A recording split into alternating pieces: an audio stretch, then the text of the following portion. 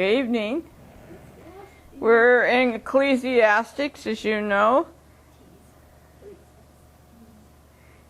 And let's open in a word of prayer. Lord, we thank you for everything. We ask that you just, again, meet with us, Lord. We so desperately need you. We live in precarious days. We live in challenging times, and we need your spirit. We need you to discern. We need to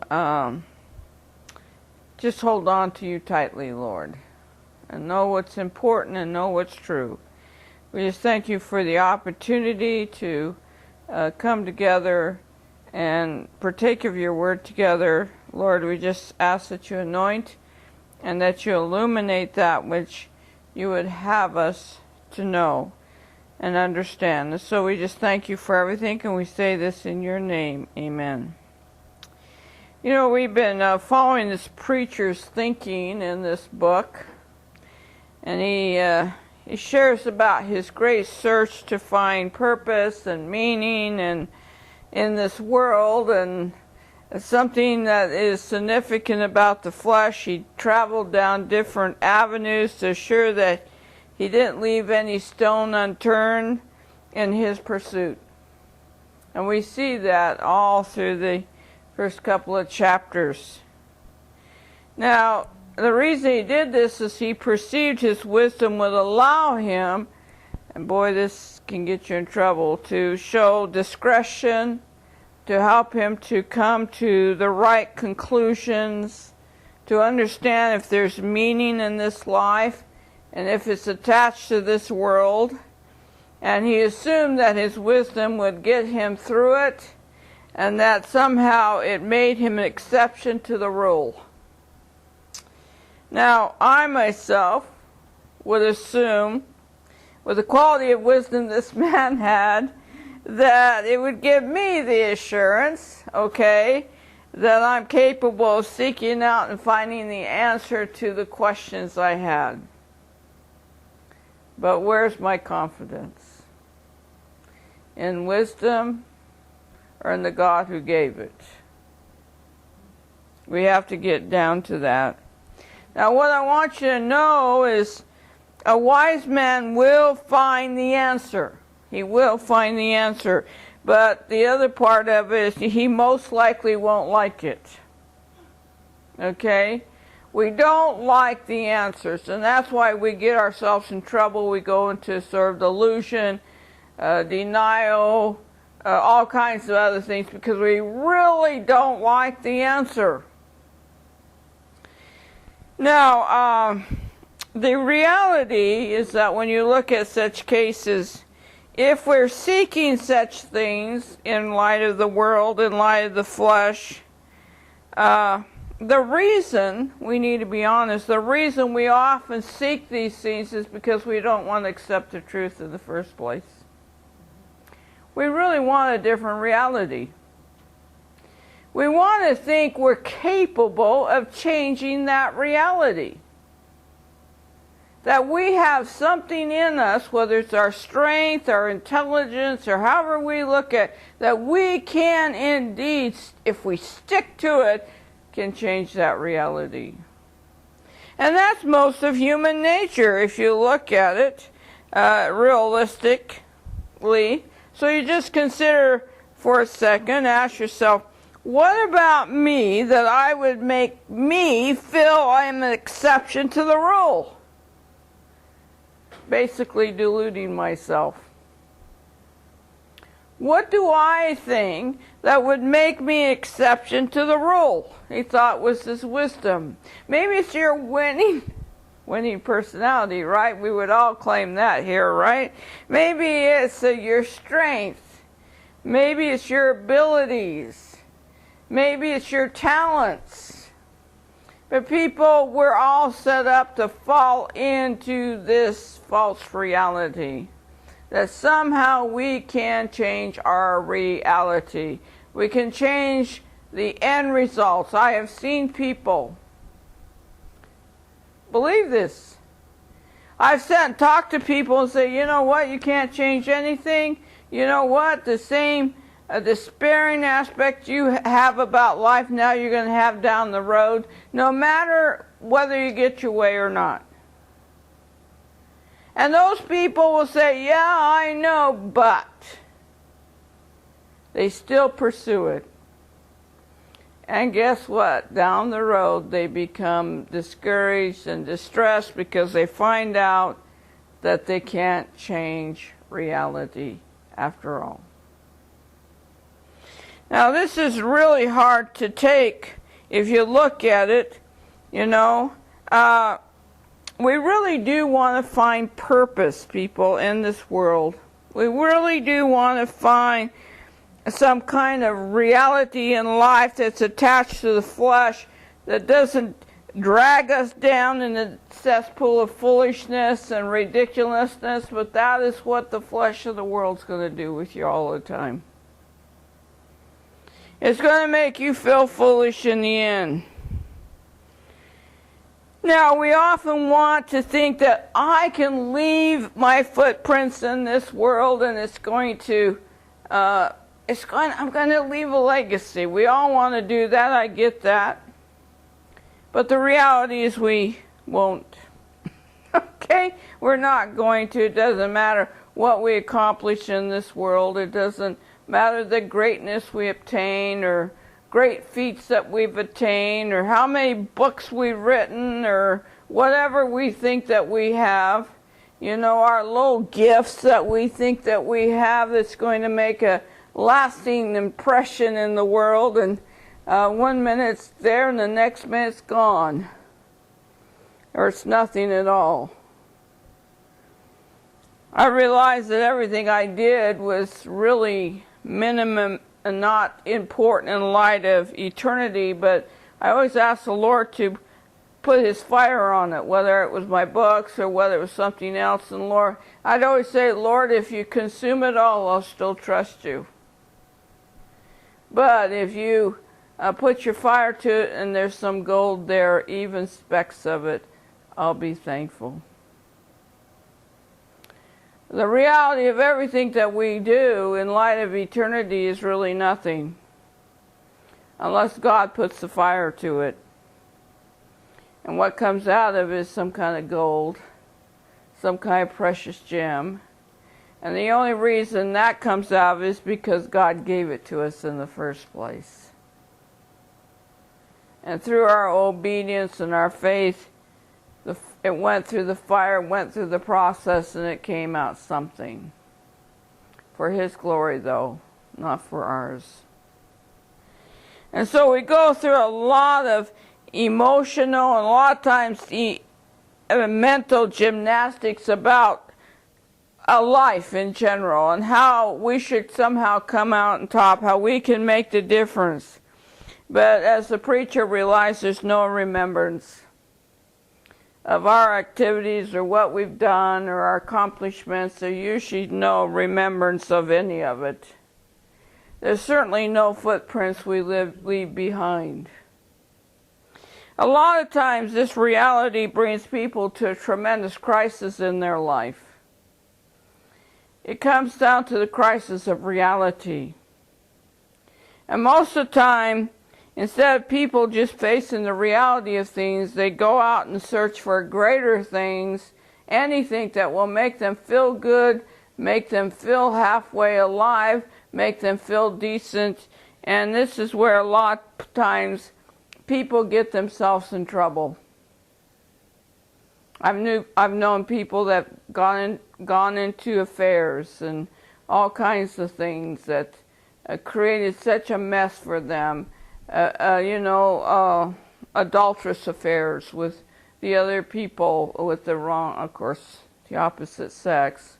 But it creates such the fallout and the destruction of families and relationships were major in those situations.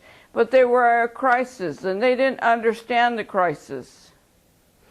And so they went out to try to either shore up their manhood or shore up this or make themselves feel alive, because they looked at everything they did. And they had some accomplishments, and to them it's vanity.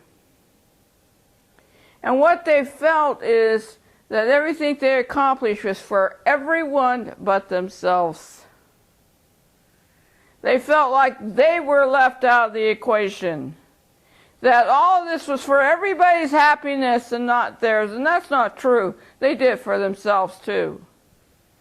But they had a hard time being honest about it. We call it midlife crisis today. But it's a crisis that happens when people come to that place where they've accomplished everything that they had in their heart to accomplish, and it was vanity in the end. It didn't add any meaning or purpose to their life. And they felt used and abused in their situation. But you see, that is the reality of life. What a lot of people don't understand is that man accomplishes, he can accomplish a lot, but he doesn't realize that what he squanders and abuses and eventually casts aside are the things that would bring value to his life.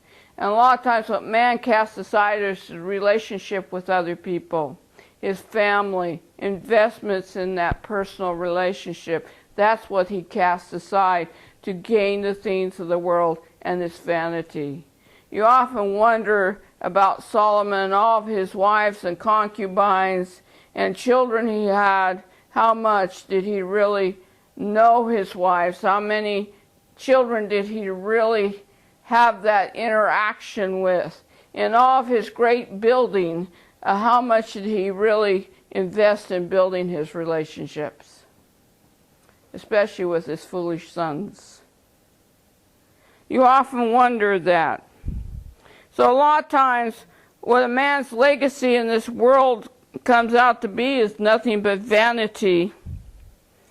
To consider such things is what leaves a man in despair, his spirit vexed, his hope in shambles, and his outlook pathetic. And that's what happens. Because we put value in what we see or what we think we can experience or what we think we can accomplish and not what God has entrusted us with. A lot of times when a man looks at this or a person looks at it, they say, why did I do all of this? Well, it's because you're selfish. It's because you wanted it that way. It's because you manipulated it that way. I've watched people wait for their opportunity to have this imagination they could have for their wedding or for something else, and then they reach that height, and the next day the reality sets in, or maybe 2 weeks down the line, maybe a couple of years down the line, and all of a sudden is, what have I got myself into? Because it's not the fantasy, it's everyday life. And the responsibilities that come with it. That's what people don't get. You see, there's no glory in any of it for ourselves. Nothing originates with us. Nothing depends on us. The world continues to go on. People continue to go on. All this goes on without us. And we have a terrible time existing or realizing that everything that we have lived for, existed for, we don't leave anything behind in the end. Everything goes on. Life goes on.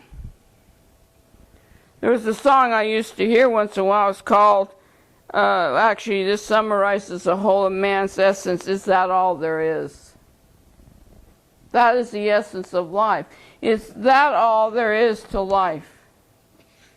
How much do we fight against coming face to face with that's all there is? We always hope there is some great feat, some great accomplishment, some great impact that can be left in this world. An impact that would cause one to make sense of what seems so insane at times. We live in an insane world. Doesn't matter what age you live in, it's insane. Okay?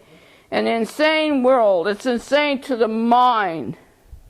And when we come up to it, it's empty to the spirit, distressing to the soul. When we finally come up and face the fact. When you deal with people a lot of times and you try to get them to face the fact, get out of the fantasy, get out of this make-believe world you have, they hold on to it with everything in them. You know what happens to those people if they don't get a reality check? They go insane. They go insane.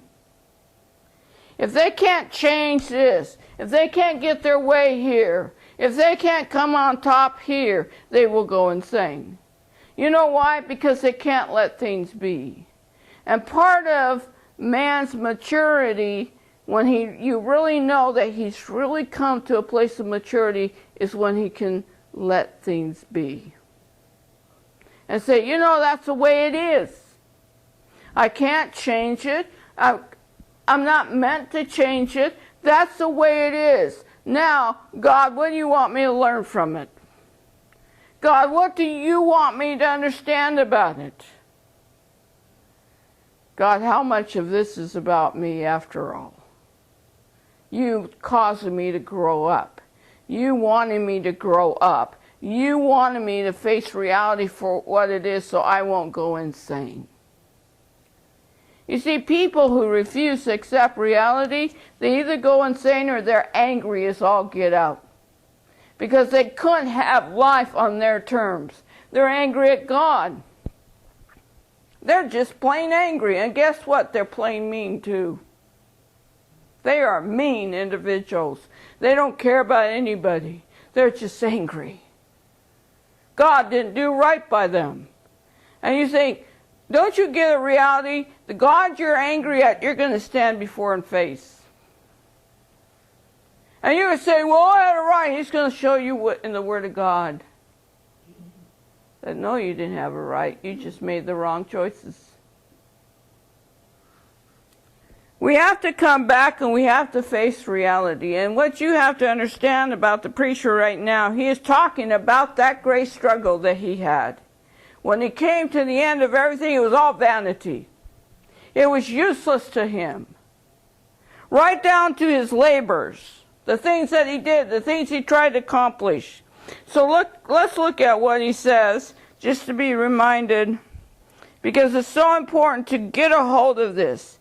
Your experiences in life will always show you the world has nothing to offer to you. The flesh has nothing to give you. You can't change the current of your life, or of life in general. You can't step outside of that current once you step inside of it. You got to go with it. But you have to say, Lord, I hope I learn the lessons of life. I hope I get what's important. Lord, help me to get what's important. Because when I get so mad at you, when I get so caught up in getting my way, I miss life. I miss the gifts of life. I miss the blessings of life. And man doesn't get it. He doesn't get it when he insists on his own reality. You think the smart preacher got it? We're going to find out if he did. Did he really get it? He had such a crisis in his life, he had to do something. Let's look at 16. This is a hard one. For there's no remembrance of the wise more than of the fool forever, seeing that which now is in the days to come shall all be forgotten. How dieth the wise man as the fool? He's going to die just like the fool. That's hard to face. You think that I worked so hard to not be like that fool and I'm going to die like him.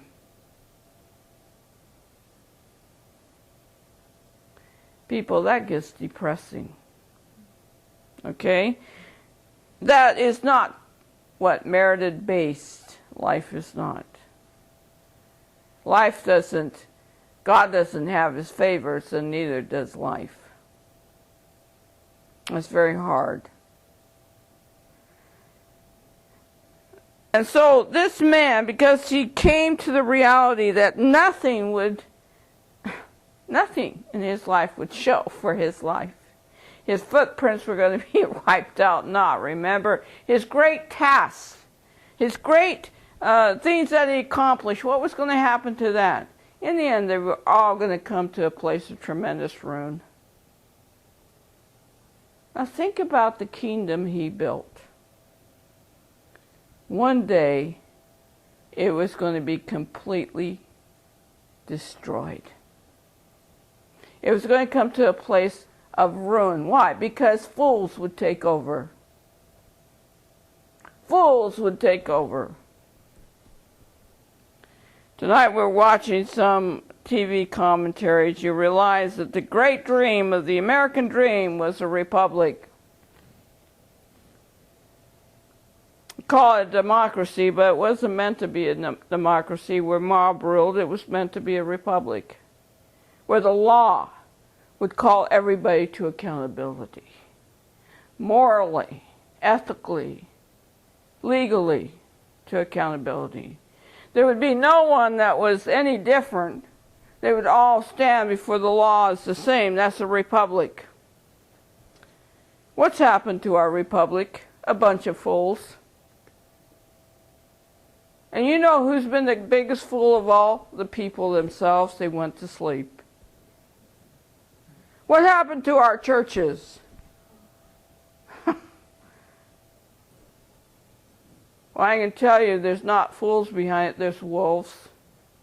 There's swine. Goats. Everything but those who have a true calling. Why? Because the Christian went to sleep. Because the Christian let the world in. Because the Christian went with the world. Because compromise was so much easier. The world's methods look more successful. What does that mean? A bunch of fools. Let it happen. What do we have today? Okay. Then he goes on, let's look at 17. He says, therefore I hated life, because the work that is wrought under the sun is grievous unto me, for all is vanity and vexation of spirit. He hated life. He hated his existence. You see, that's a reality. When man finally comes to this crisis where he has to face the essence of life in this world. That's hard. It's hard. That's when the crisis begins. That's when the anger can come in. That's when skepticism can come in. That's when you say, if there's a God out there, then why isn't he making sense out of this stupid world? You know what? When you come to the crisis of the world, when you come to the crisis of faith, you know what that crisis reveals to you? Whether you got what it takes not to be a fool. Whether you got what it takes to choose God. To choose to trust God no matter what. Why should we expect blessings all the time? God is the one who blesses, and God is the one who takes away. Why do we think God should all of a sudden make everything right for us when we made all the wrong decisions along the way, and we haven't even asked him? But we do. You see, we think God is here for us. We have long failed to see we're here for God.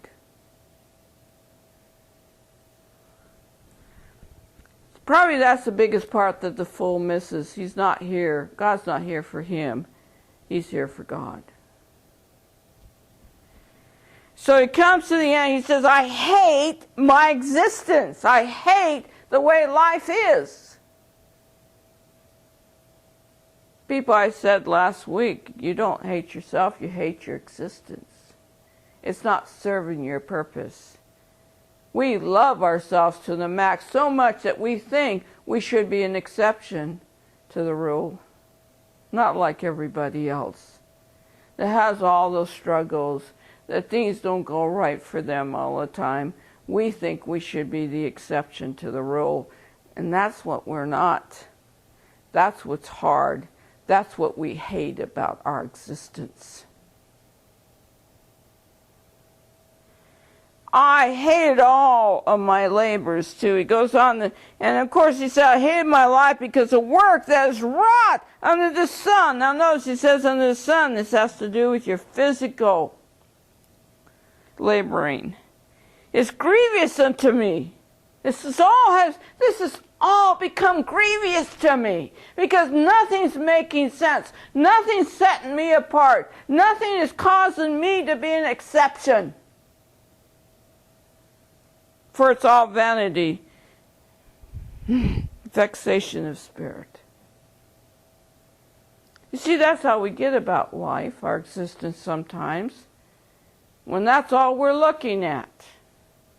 When we're looking to be that special person or live our stupid fantasies out or to be this way or that way or to change the world and become someone who's indispensable to others, you will never be indispensable to others. Because guess what? Anybody can fill your shoes in the end. It is what it is. Maybe you are that special person to somebody else, but you know what? Remove both of you out of the way and you still, life continues on. He hated that type of existence. It's not fair, God. It's just not fair. And then, of course, he went on to say, I hated my labors, what I did, which I had taken under the sun. All this he did under the sun, because I should leave it unto the man that shall be after me. He says, you mean I did all this just to leave it to the person after me? It's not going to benefit me past this world. It's not going to. So I leave it for the next person? Give me a break. Now that can be hard. So he hated both. He hated the existence. He hated the fact that everything he did was going to probably be passed down to some fool that would lose it in the end. By the way, he did, his own son. Okay? So, as long as we think we can change the current, we can change something about life, we can impact and change others around us, we have hope to change the outcome, hope to find some noble reason to be here. However, there's no way of changing any of it. You can't change the current. You can't change people. You can't change what's going on around your life. The only thing we have to be aware of is our calling, our potential. But that's going to come in light of God, never in light of this world. See, we have to realize that no matter what conclusion we come to, never going to work out. It's always going to prove vanity. What it's going to show us is that life as we know it in this world is void of any real purpose. And guess what? Without purpose, there's no answer. See, God gives us purpose, there's answer. But in this world, there is no answer. It goes off into the abyss of nothingness, if you care to follow it. So he came to a real crisis in his life, okay? He had to come to this same despairing conclusion about each thing he pursued. It was vanity. and left him with vexation of spirit.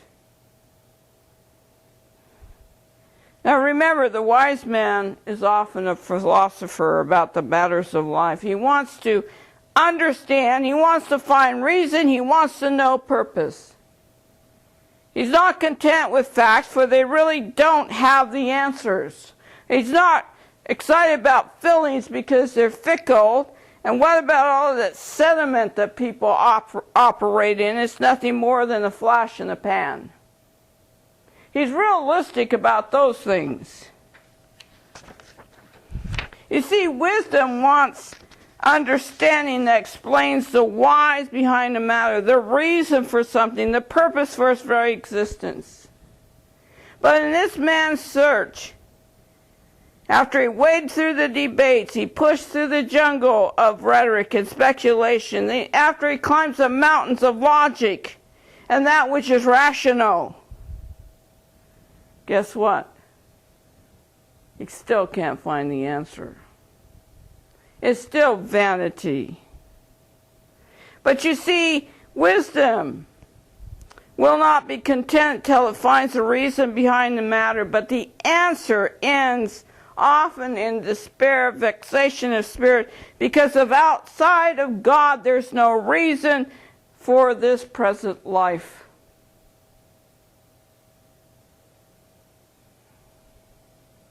Now, what I can say about wisdom, if you really have it, it allows you to finally accept that. But the fool won't. And I'll tell you, I've seen enough fools to know that. They will not accept the answer. They will not accept the explanation when it comes back to God and that they have no power and control to change anything. They have to trust God. And everything in them refuses to trust God because it doesn't make sense to them, because they're looking from the pinnacle of their self-righteous, arrogant ways. It doesn't change.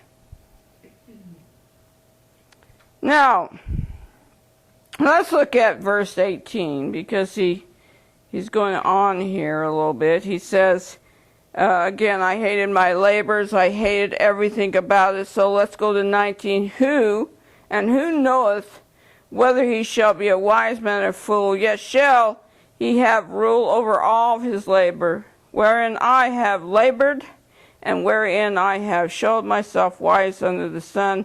This is also vanity. So he's comparing himself. Now we do that. We compare ourselves to the other fools and say, I'm not so bad. I'm not so bad. So why am I not getting the recognition or having the success in my life if I'm not so bad? And these guys are worse than I am. Because our example are not fools. Our example is the righteousness of God. That puts it on a little different level. It's the holiness of God. It's God's way. It's always better, it's excellent. It's not the way of the fool. As long as you compare yourself to fools, you're going to become one in the end. We have to come higher when it comes to God. You know, so many times we want to give up when we realize the end of all things is the flesh and the world is vanity. We want to give up, but dare we give up? Is the question I ask. Dare we give up? Not if God is our source. We dare not to give up. We need to cling to Him more. We need to get back to who He is. This guy was missing it because he was comparing himself with the world and the flesh and not in light of God. He was missing it. He was missing that it was about a relationship with God, not a relationship with the world, not a relationship with the flesh, but with God Almighty. Not even a relationship with the people out there. It was with God, with God, with God. You would think his wisdom would bring him back to God. but he thought his wisdom was a tool to help him find answers outside of God. At that point, it was conceit, not wisdom. Conceit always allows us to think we can find that outside of God. We can come to conclusions outside of God. We can have that perspective outside of God. Don't be wise in your own conceits. But, you don't understand how conceit makes me feel. I'm superior. I'm smug. I have it figured out when other people don't. That's a problem when we seek the things of the world as we end up being just conceited and not wise after all. Because the world feeds us knowledge that has no wisdom. The world feeds us different things that make us foolish and ridiculous in the end. The world calls it rationalizing something out. God calls it basically, I'll choose the unwise or unlearned things of the world to show you you're not wise after all. So we come back to this wrestling match because he is wrestling with, he tried to be a good steward, we all do, and how can he sit back and let somebody like a fool take over and run the show into the ground? When you look at it from that perspective, look at what he says in verse 20. Therefore I went about to cause my heart to despair of all the labor which I took under the sun. The despair over it. What was he talking about? Well, I think he went around and counted it. I did this, I did that, I did this. What's it for? How many times do you and I take stock of what we did to try to make some sense out of life? So he's basically counting his labor. He's looking at the importance of it, he thinks. He basically was trying to use it to gauge or define the purpose or add some significance to the meaning of his life by looking at all the things that he did. To try to take comfort in it, to try to add some significance or meaning. How many times do we try to do this? Well, I did this, I did this, I did that. How does that work for you anyway? It doesn't matter what you did. It's still what? It's what it is. It means nothing to the world. You may hold the greatest gem in the world. You know what you have to do with that a lot of times is guard it. Because the world is going to squander it. You know, one of the things I've learned about serving God is I've had to hide so much that are gems, precious to me, because the world would squander it and defile it.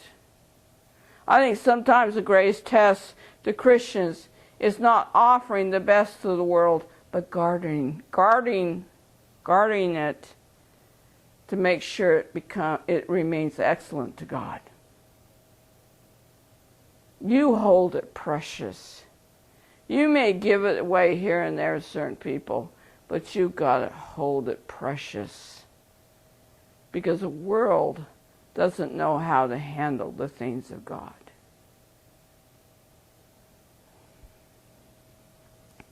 So many times what we do for God remains between God and us. Because it's for God to hold.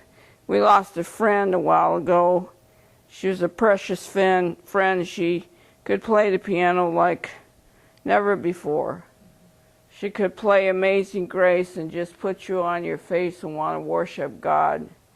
She could play songs that you put you right there. And so I remember that they wanted to record her. But before they could record her, she passed away.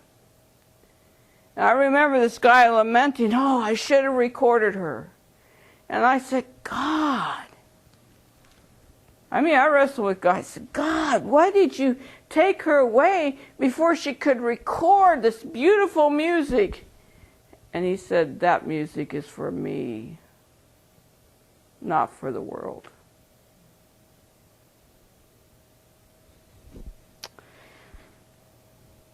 This is something we have to accept, that sometimes our works are not for the world to look at and admire us. It's because God could entrust us with, so in the end, it would be His, to bring Him glory. Are we willing to let those type of works bring that glory to Him? That's the question. We have to realize that most of the labor that we do in this world is required to maintain life in some way. It's not meant to make a mark on life or leave a mark in this world. We have to accept that.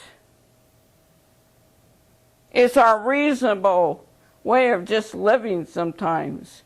So look at verse 21. He says, for there's a man whose labors in wisdom and in knowledge and in equity, thank you. Yet to a man that hath not labored therein, shall he leave it for his portion.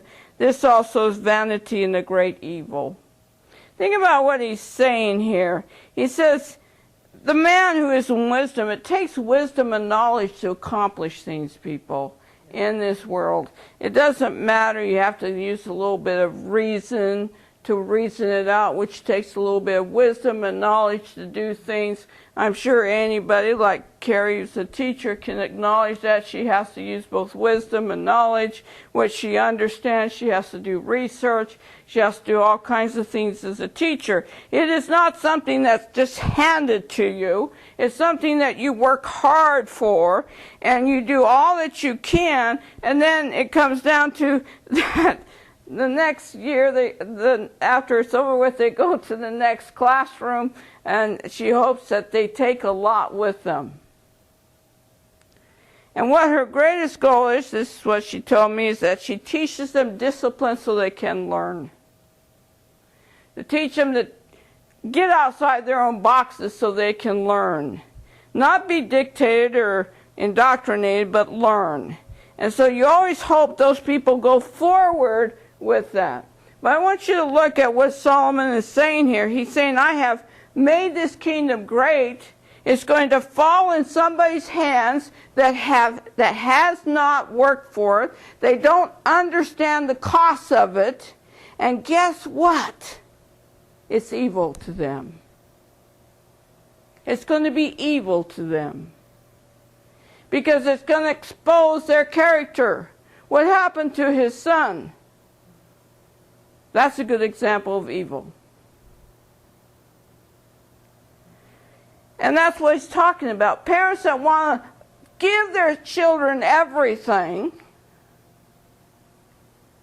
is basically creating an evil atmosphere, environment for them to live in and be in. And they're never going to appreciate it.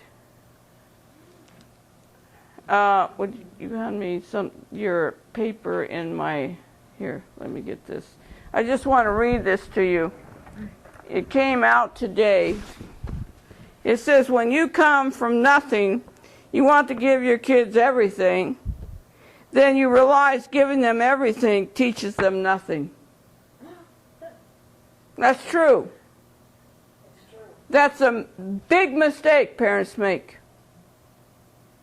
I was glad that my parents were not on the high end of things, that I had to work for things, I had to earn things, and I began to appreciate them. And so my parents knew if I wanted or needed something and I didn't have the money, I'd work for it somehow, even if it meant them paying for it, and I worked my tail off somehow in that house. I remember, and I tell people this, my parents needed our driveway enlarged. And so my dad helped me buy a couple of tires. And I said, well, Dad, I will enlarge the driveway. So I took the pick, the shovel, and I went out there and I enlarged the driveway for them. That's how I paid for my tires. And I had to come clear down that driveway to enlarge it correctly. I sort of had to understand doing that. And a couple of years ago, we met with Kitty in that area that I was growing, that I had this happen. It took us a while to find the house. But you know what? That driveway is still the same size I enlarged it to. It worked. It was hard work, but I earned my tires. Yeah, we're talking about 50 years ago. I was a lot younger. I couldn't do it now. But I was impressed because I figured, did they change the driveway? And I look at the, hey, no, they didn't. They still have my same driveway up there. My parents taught me how to work, that I need to earn things.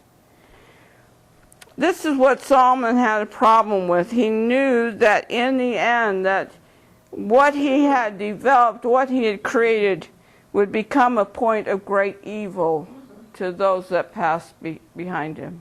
And it did. That's true for us today. What does it say in verse 22? For what hath man of all his labor, of all the vexation of his heart, wherein he has labored under the sun? What does it all mean? He's done all of this, and all that he gets out of his vexation of the heart, because he can't leave any mark behind. You see, why was it important to put his labor done in this world in perspective? Because it would cause greater despair for him.